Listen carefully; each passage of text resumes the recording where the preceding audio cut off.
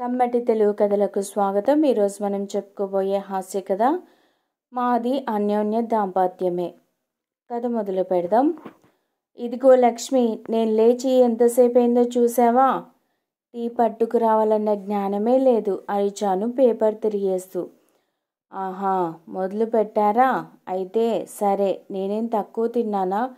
ఏంటండి మీ అరుపులు ఉరుములు? ఇక్కడ మీ మాటలకి భయపడే వాళ్ళెవరూ లేరులేండి. అయినా రిటైర్ అయ్యారు కదా, చక్కగా ఏ ఆధ్యాత్మిక జీవితమో అలవాటు చేసుకోకుండా రోజుకి 4-5 సార్లు టీ తాగడం, బోర్ కొడితే వృద్ధాశ్రమానికి వెళ్ళి మీ స్నేహితుల్ని కలిసి రావడం, లేదా పొద్దస్తమానం ఆ టీవీ చూడడం.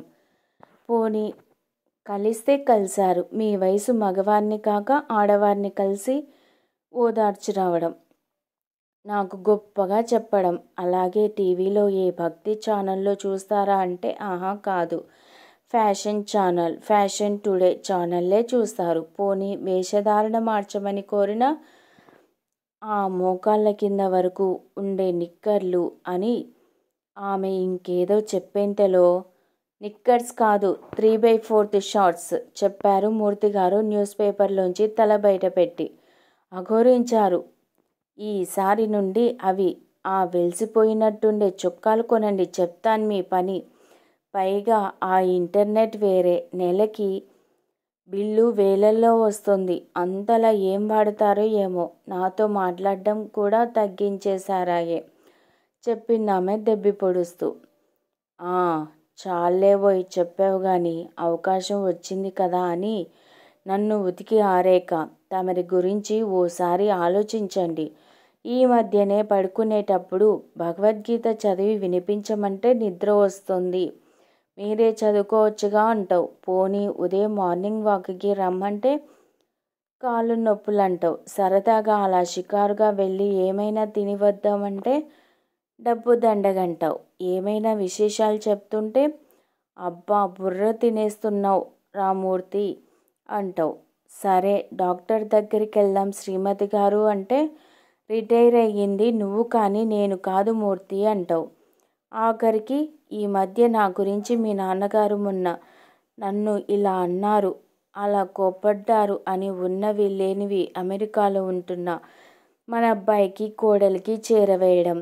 ఇలా అయితే నేను మరో చిన్నిల్లు ఏర్పాటు చేసుకుంటాను, చెప్పారు మూర్తిగారు అలక స్వరంతో. ఏమన్నావు మూర్తి, మళ్ళీ అడిగారు లక్ష్మమ్మ గారు కళ్ళజోడు సరి చేసుకుంటూ. ఏం లేదు లక్ష్మి, నా పెన్షన్కి సరిపోయే చిన్న ఇల్లు తీసుకుని ఉంటాను. అప్పుడు నాకు విలాసాలు తగ్గుతాయి.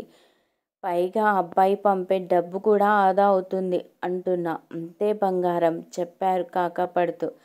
చాలండి మీ తెలివి. ఇవాళ మీ అన్నయ్య గారబ్బాయి మధు వాళ్ళ ఆవిడ వస్తున్నారు. వాళ్ళ దగ్గరైనా కాస్త హుందాగా పెద్ద తరహాగా మాట్లాడు మూర్తి, లేదంటే ఏమన్నా అనుకుంటారు అని ఆమె చెప్తుండగానే వారు లోనికి వస్తూ, మరేం పర్లేదు పిన్ని, మేము అన్నీ విన్నాం కానీ ఏమీ అనుకోవడం లేదు.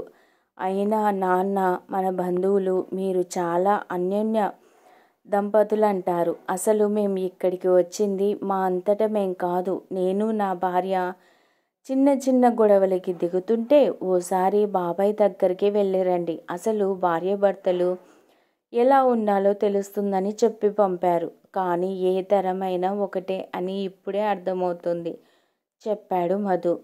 ఆ మాటలకి మూర్తిగారు చిన్నగా నవ్వేస్తూ, అక్కడే నువ్వు పప్పులో అడిగేశావురా, చెప్పారు తేలిగ్గా. అంటే ఏంటి బాబాయ్ మీరనేది, అడిగాడు మధు. అదేరా, మీ తరానికి మా తరానికి తేడా ఏంటి? మీ తరానికి మాకి గుడిస్తే మా తరానికి మాకి దీర్ఘం ఇచ్చారు, అంతేగా, చెప్పాడు మధు అదే పెద్ద జోక్లా తనే తెగ నవ్వేస్తూ. ఇదేరా, అన్నింటినీ ఇలా అర్థం చేసుకోబట్టే మిమ్మల్ని మీ నాన్న నా దగ్గరికి పంపాడు. మీరిందాక చూసిన ఆ పోట్లాట కాదు, వివరంగా చెప్పాలంటే నేను మీ పిన్ని ఎప్పుడూ చాలా అన్యోన్యంగానే ఉన్నాం. అయితే మాకు కొన్ని కోపాలు, ఒకరిలో ఒకరికి నచ్చని అంశాలు ఉంటుంటాయి. కానీ ఒకరిపై ఒకరికి గల ప్రేమ, గౌరవం కారణంగా సర్దుకుపోతూ ఉంటాం. అలా ఉండి మాకు కొంచెం బోర్ కొట్టేసింది. అందుకే ఇద్దరం ఓ మాటకి వచ్చి ప్రతి వారంలో శనివారం రోజున మాకు ఆ వారంలో ఒకరిపై ఒకరికి కలిగిన చిరు కోపాన్ని, ఏమైనా నచ్చనివి ఉంటే మొత్తం మాలో ఆ నెగిటివ్ ఎనర్జీ పోయే వరకు శుభ్రంగా మాటలనుకొని మళ్ళీ పాలు పంచదారలా కలిసిపోతాం. అంతేకాని ఆధిపత్యం, అహం చాటున కొట్టుమిట్టాడం చెప్పారు మూర్తిగారు మధు భుజంపై చేయి వేస్తూ. అవునరా మధు, మీ బాబాయ్ అన్నది నిజం. ఏదో ఒకరోజు ఇలా పోట్లాడుకుంటాం అనే మాటే గాని అందులో కూడా ప్రేమ, అనురాగం ఉంటాయిరా. ఉదాహరణకి మీ బాబాయ్ ఇందాక నేను వాకింగ్ చేయడం లేదని, అందుకే కీళ్ళ నొప్పులు వస్తున్నాయని, అలా వ్యాయామం లేకపోతే మంచిది కాదని ఆయన అంతరార్థం. ఇక చక్కెర ఎక్కువగా తీసుకుంటున్నారు ఈ మధ్య. దాంతో డయాబెటీస్ కంట్రోల్లో ఉండదని నా బాధ. పైగా ఈ మధ్య ఆయన నాతో కాక టీవీ, ఇంటర్నెట్ అంటూ నన్ను అశ్రద్ధ చేస్తున్నారని అలా అన్నాను చెప్పిందామె కళ్ళొత్తుకుంటూ. తరువాత మధు దంపతులు ఒకరి ముఖాలు ఒకరు చూసుకున్నారు. ఒకే క్షణంలో 1,00,000 ప్రశ్నలకి జవాబు దొరికిన సంతృప్తి కనిపించింది ఇద్దరి ముఖాల్లో. అప్పుడే అర్థమైంది మధుకి వాళ్ళ నాన్న మూర్తిగారి దగ్గరికి ఎందుకు పంపారో. ఆ పూట తర్వాత మధు దంపతులు బయలుదేరి వెళ్ళిపోయారు. దారిలో మధు తన భార్య చేయి గట్టిగా పట్టుకొని, మనం కూడా అలాగే ఓ రోజు పెట్టుకుందాం. అప్పుడు గొడవలన్నీ సమసిపోతాయి. ఎందుకంటే కోపం అన్ని రోజులు అలాగే అదే స్థాయిలో ఉండదుగా మరి, చెప్పాడు మధు. నువ్వు సైక్రియాటిస్ట్ కావాల్సింది మధు, చెప్పిందామె మరింత దగ్గరగా జరుగుతూ. ఏంటండి మీరు భలే వారే, ఉన్నట్టుండి అన్ని అబద్ధాలు ఎలా చెప్పారండి? మనమేంటి, శనివారం ఏంటి? సరే మీరు అన్నారు కదా అని నేను తప్పక తందానా అనేశాను, చెప్పిందామె.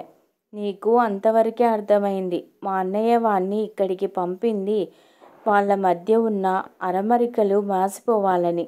అందుకే మా అన్నయ్యకి మన కాపురంపై గల నమ్మకాన్ని నిలబెట్టాలనే అలా చేశాను. పైగా మనల్ని ఆదర్శంగా తీసుకొని వారు తప్పు తెలుసుకొని దగ్గరవ్వాలని ఆ కథ చెప్పాను. ఉండు, అన్నయ్యకి ఫోన్ చేస్తాను అంటూ సెల్ తీసి డయల్ చేసి, అన్నయ్య మధు వచ్చాడు. నీకు మా దాంపత్యంపై ఇంత సదాభిప్రాయం ఉన్నందుకు, నా దగ్గరకు పంపితే వాళ్ళు దారిలో పడతారని నమ్మినందుకు చాలా సంతోషంగా ఉందన్నయ్య, చెప్పాడు మూర్తి ఆనందంగా. సదాభిప్రాయమా? సంతలో చింతకాయ. వాళ్ళు ఒకరికి ఒకరు వాళ్ళ మనస్తత్వం పూర్తి భిన్నమని, ఎప్పుడు అలాగే పోట్లాడాల్సి వస్తుందని విడాకులు తీసుకుంటామని అన్నారు. నాకు ఐడియా వచ్చింది. నిత్యం కొట్టుకు చస్తూ ఇన్నాళ్ళు కాపురం చేసిన మిమ్మల్ని చూపిస్తే వీరి మధ్య వచ్చేవి పెద్ద గొడవలే కాదని తెలుసుకుంటారని అలా చేశానంతేరా మూర్తి అని అన్నయ్య చెప్పడంతో ఏం పాలుపోక తెల్లమొహం వేశాడు మూర్తి. అవేవి తెలియని లక్ష్మమ్మ, బావగారిని మరీ పొగడొద్దని చెప్పండి, మన కాపురానికి దిష్టి తగులుతుంది, అంది అమాయకంగా. ఈ కథ మీకు నచ్చినట్లయితే ప్లీజ్ లైక్ చేయండి, షేర్ చేయండి. కమ్మటి తెలుగు కథల ఛానల్ను సబ్స్క్రైబ్ చేయండి. Thank you very much.